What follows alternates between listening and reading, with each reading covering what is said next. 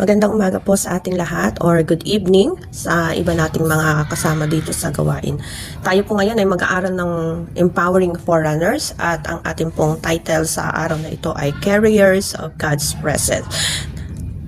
Basahin po natin ang 2 Samuel chapter 6 verse 2. Now King David was told, "The Lord has blessed the household of Obed-Edom and everything he has because of the ark of God."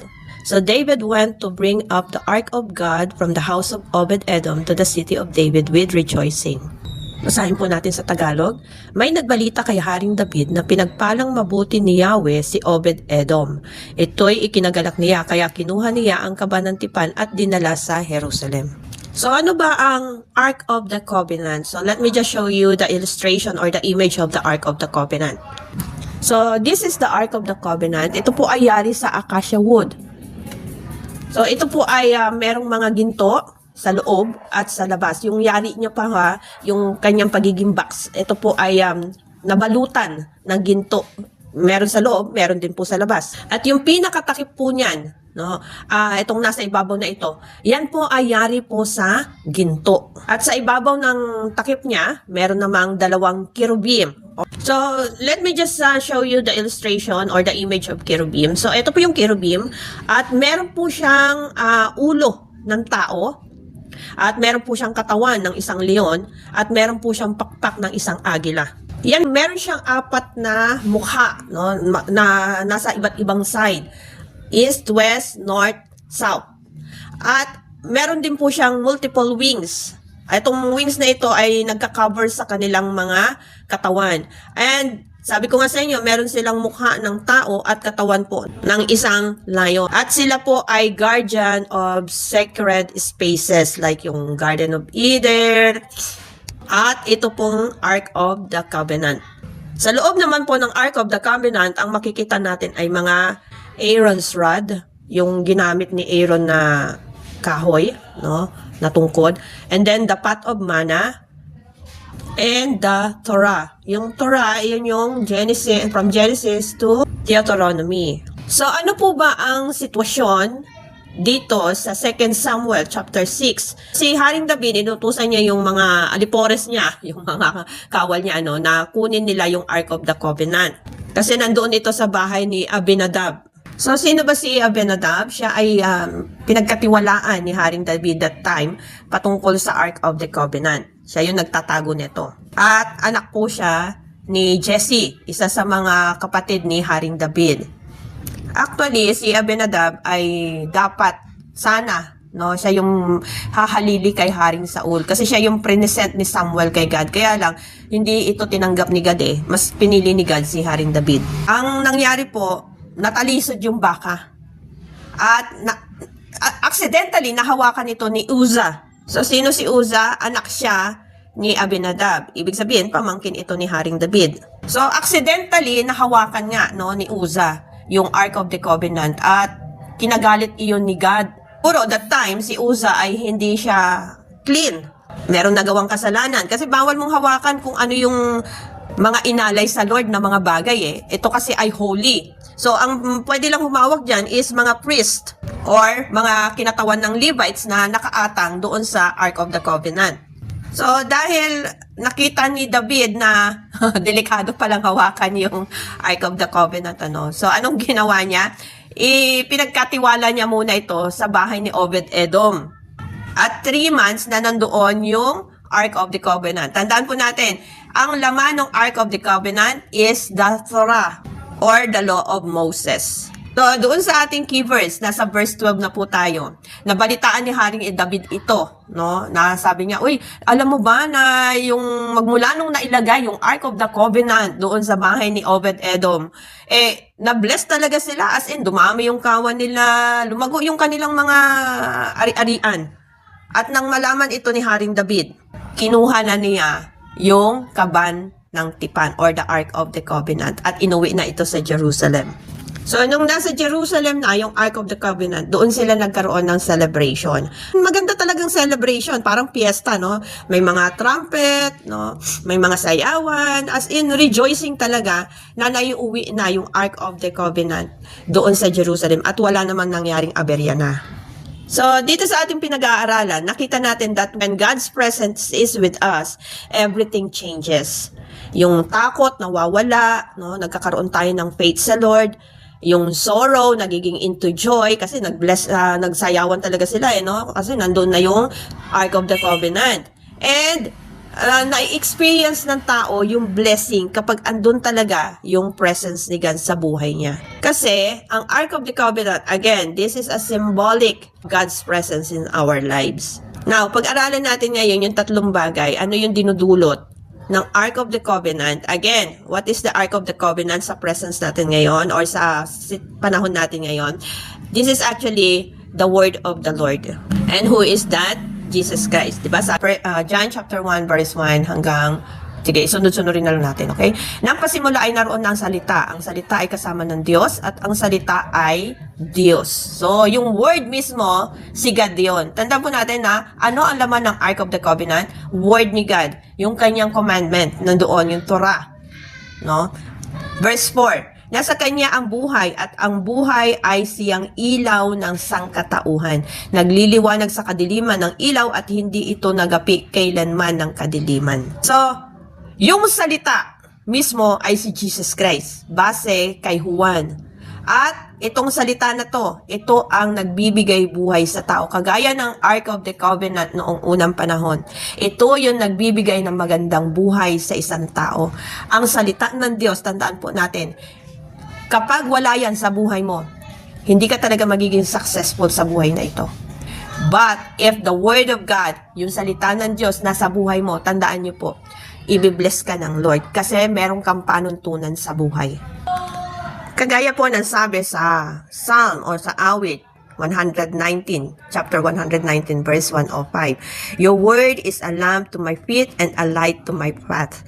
Ganyan po ang ginagawa ng salita ng Panginoon sa ating buhay. Okay, so punta na po natin yung pointers number 1 natin.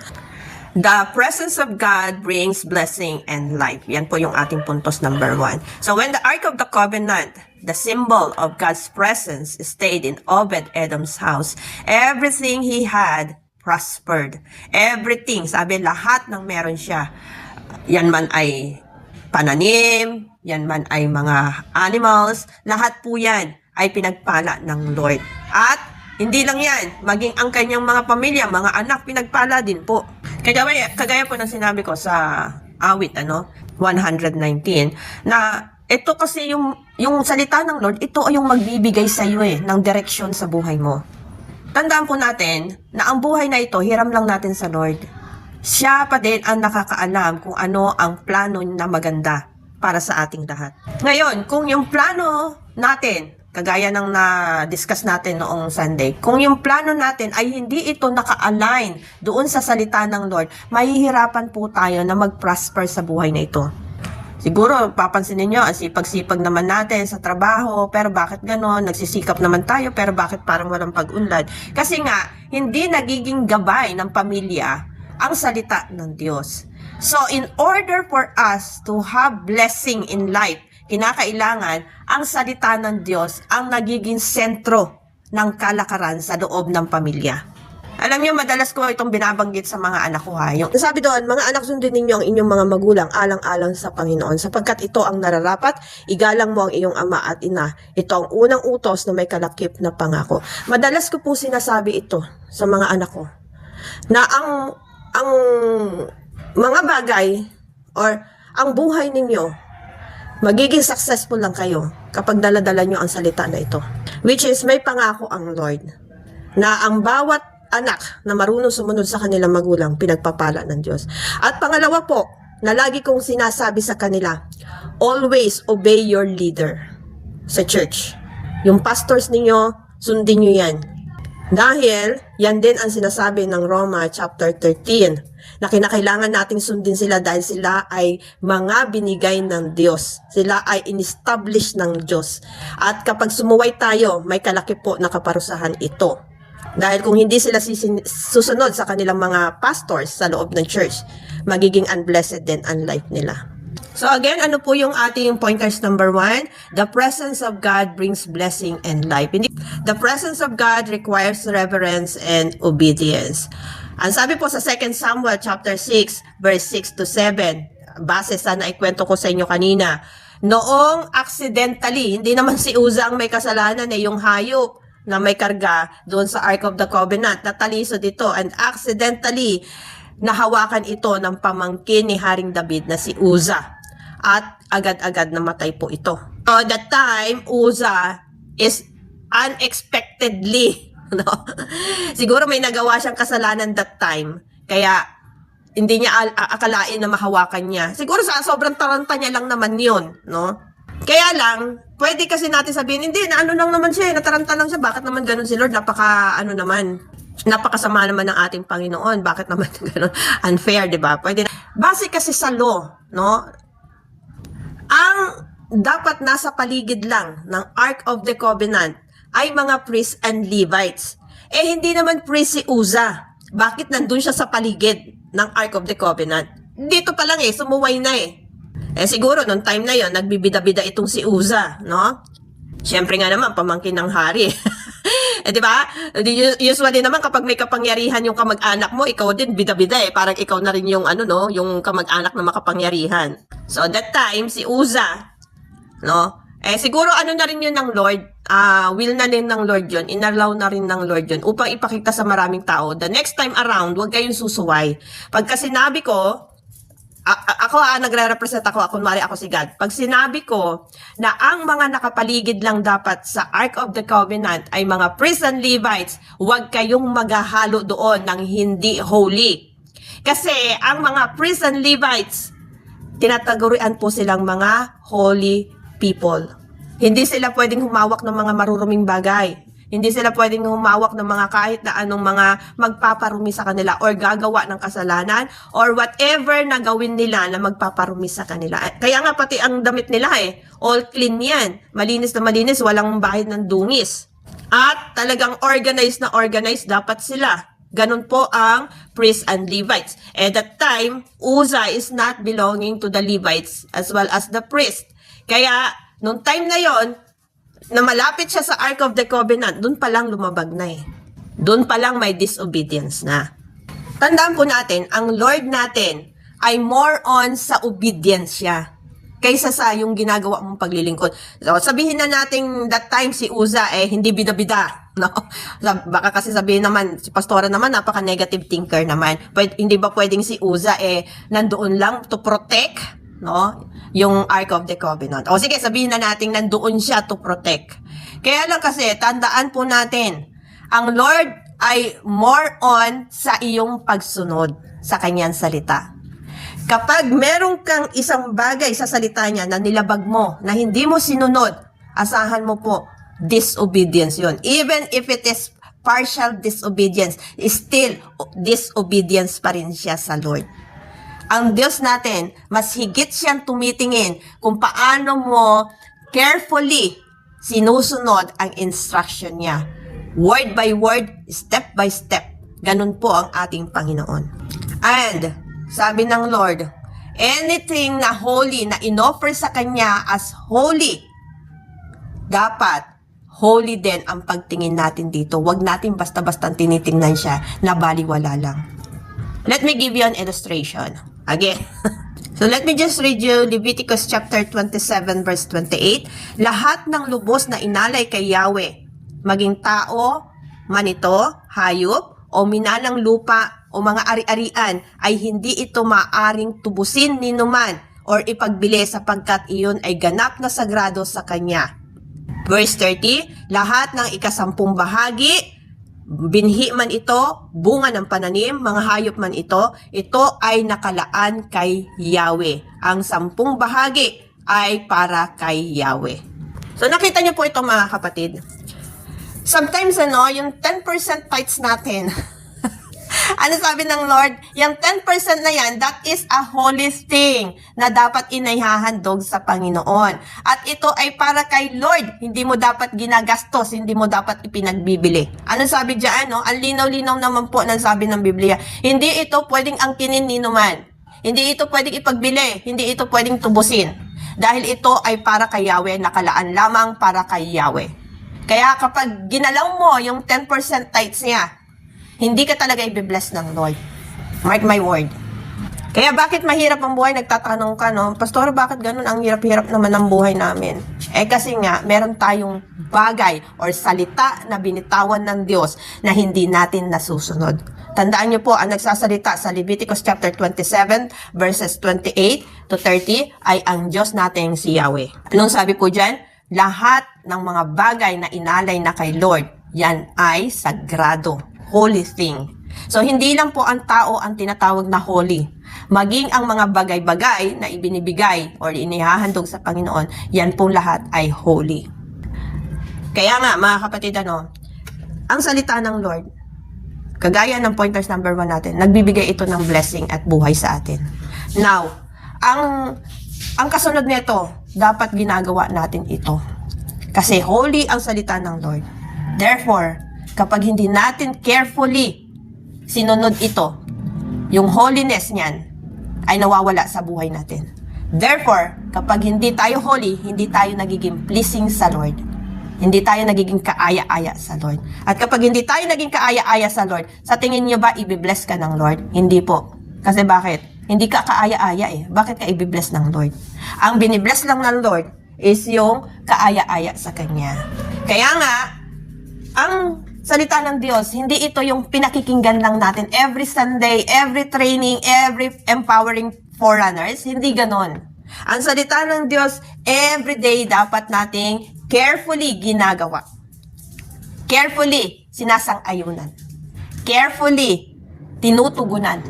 Ganyan po ang salita, ang pagbibigay natin ng respect doon sa salita ng Diyos. Kung wala po tayong respeto sa salita ng Diyos, tandaan po natin, ang pointers number 2 natin, it requires reverence and obedience. Kung wala po tayong pagsunod sa salita ng Diyos, unrespectful po yon sa Diyos na lumikha sa lahat ng bagay at nakakaalam ng mabuti at masama. Para life application po, examine your heart daily.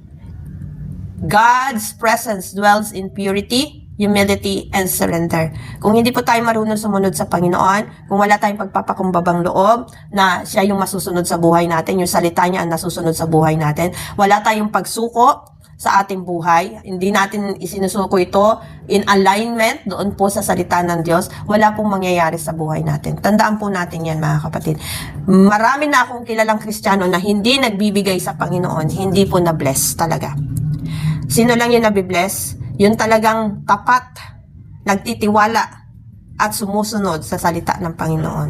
At ang ino-offer sa Lord, that is considered holy.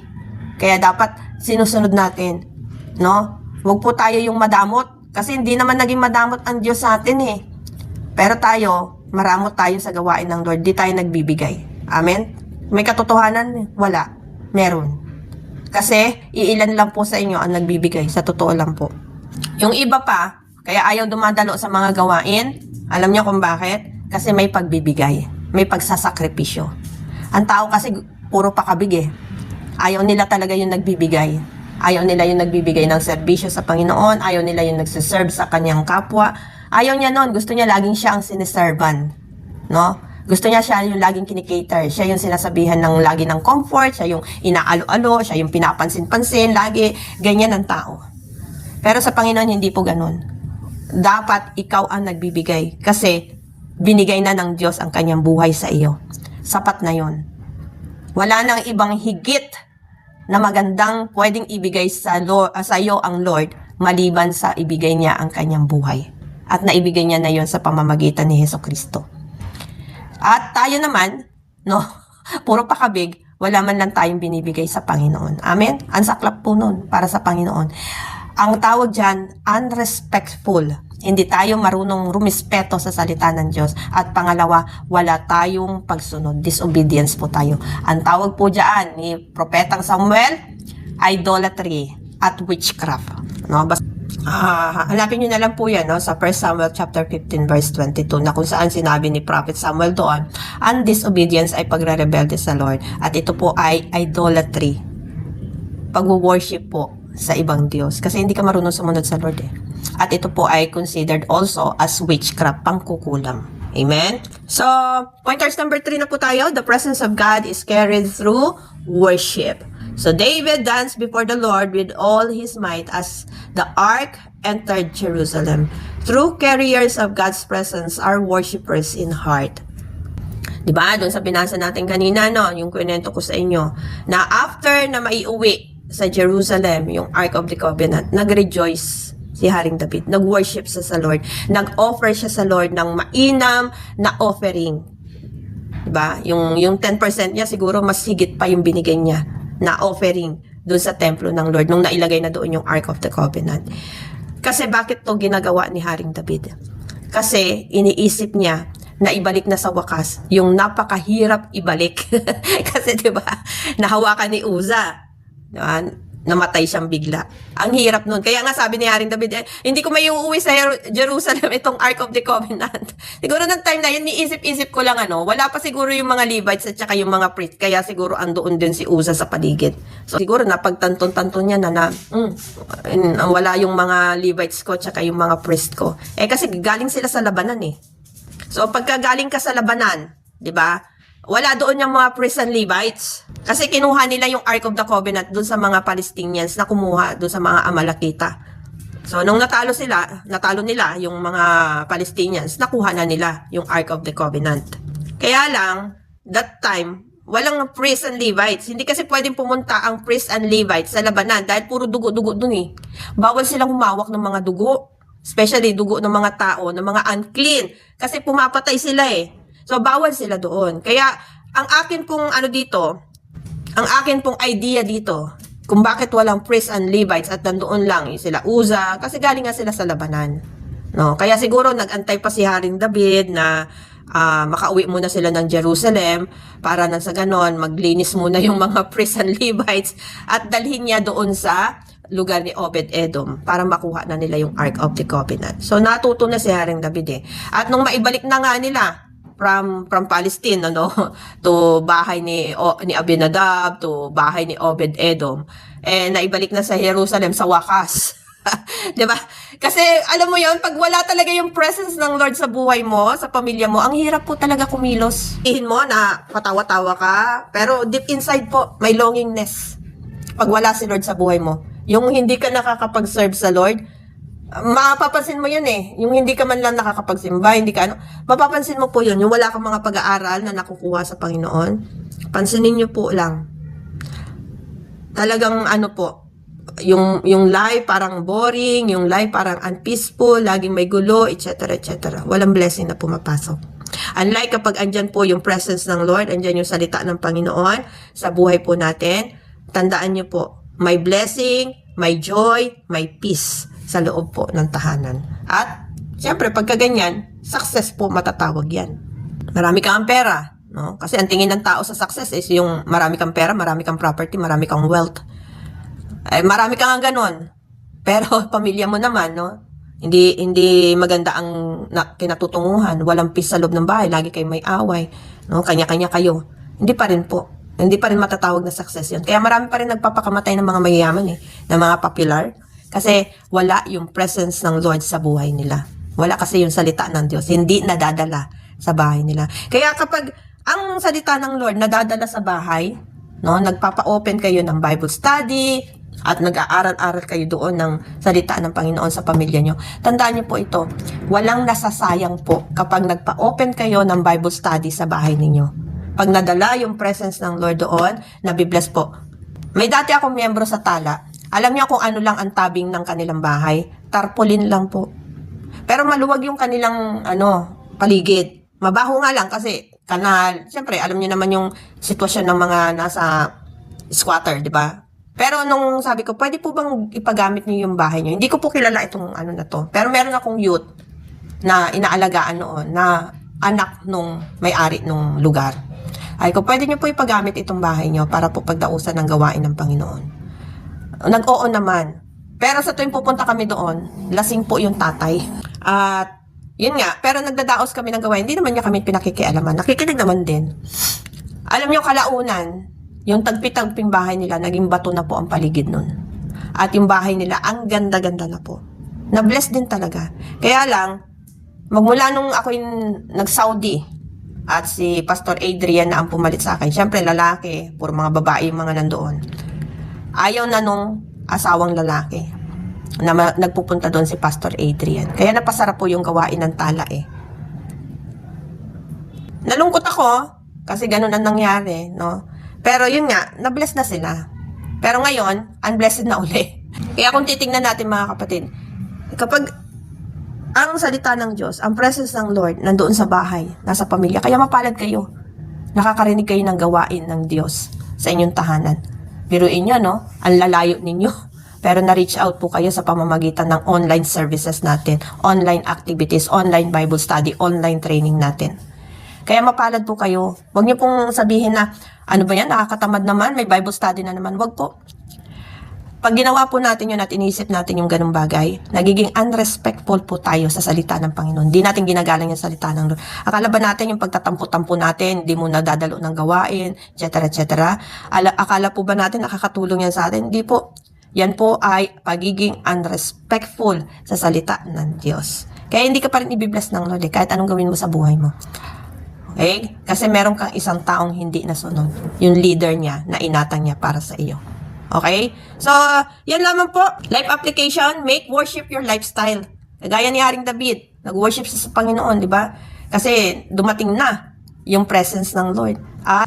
So, ang worship po, it is a lifestyle. The moment you receive the Word of God, at nakita mo, Lord, ang buti. Kahit na anong salita ng Panginoon niya, kahit na pagre-rebuke yan, kahit na sinasabi sa Bible, ito yung iyong mga ginagawa at na-expose yung iyong ginagawang mali.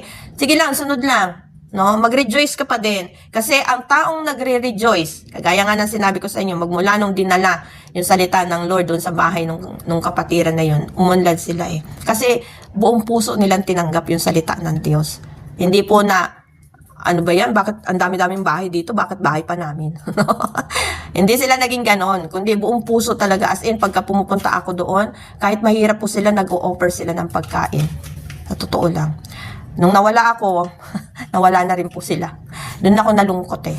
Nung napalitan ng pastor, wala na nangyari. Kaya doon po ako nalungkot talaga. So, pagkakamali ng pastor, hanggang ngayon, hindi siya binibless ng yung mga ministry na meron siya, hanggang ngayon hindi po binibless. Kasi hindi siya nag-humble down eh.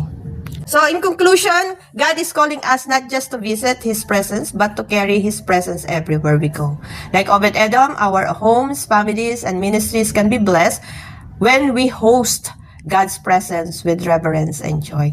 Kapag tinanggap natin yung salita ng Panginoon at maluwag ito sa buhay natin, masaya tayong tinanggap ito sa tahanan natin, magkaroon ng Bible study. Anong sabi diyan? Meron pong reverence and joy. Kaya magpa-open na po kayo ng Bible study, online lang naman to. Ano lang ba yung akayin mo ang iyong mga anak at i-join natin sa gawain. Amen? Eto, may mga ano tayo dito, may mga membro tayo na ang kanilang pamilya nasa atin nakikinig. Kagaya nila Sister Abby, yung nanay at mga anak niya nandoon. Yung anak ni Sister Joy, no? At yung anak ni Sister Lele, nandoon din. Anak din ni Sister Christina, nandoon na rin sa atin, no? At nakikinig na rin ng salita ng Panginoon. Alam niyo, pagka inopen niyo to, salita ng Lord sa pamilya niyo, asahan niyo po yan. May blessing talaga. Amen? So, yun po yung challenge ko sa inyo. Magpabukas po kayo ng Bible study. Mga anak niyo po, dalhin niyo po dito sa gawain para matuto po. And, i-bless po kayo ng Lord. Mark my word. Never pa pong hindi nag-bless ang Lord. Meron pa ako isang pamilya noon na tinanggihan nila na ang salita ng Lord. Hanggang ngayon, hindi pa rin po sila na-bless. Ilan na sila sa pamilya na nagtatrabaho sa ibang bansa. Pero pag pumunta ka po sa bahay nila, parang walang ka-blessing. Amen? So, final prayer na po tayo. Heavenly Father, thank you for your presence that gives lives and blessings to us. Teach us to walk in reverence and obedience to your word. May we respect your word and obey on it. To honor you in all we do and to carry your presence wherever we go.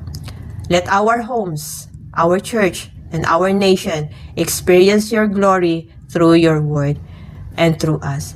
This is we pray in the mighty name of Jesus. Amen and amen.